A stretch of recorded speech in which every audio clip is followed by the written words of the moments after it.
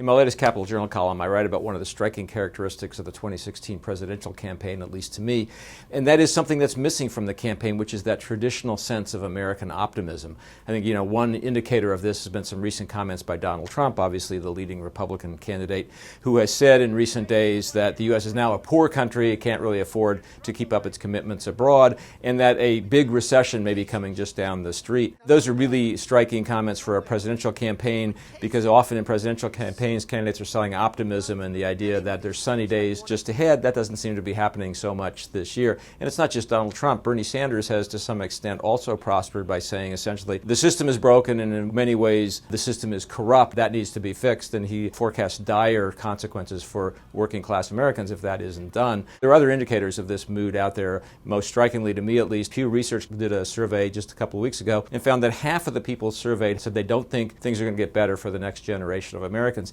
This is a question that we've asked in our Wall Street Journal NBC News poll quite a lot, and almost always you get the sense, even during bad times, that people think things will get better for their children and grandchildren. That seems to be missing this year. Why? Well, I think it's obviously still an overhang from the recession of 2007 and 2008 and a faltering recovery. Maybe the bigger question is this a permanent change in American psyche and the American outlook? Well, one kind of hopes not, but I don't think we'll know the answer to that question this year. What we will know is what effects this lack of optimism has on election 2016.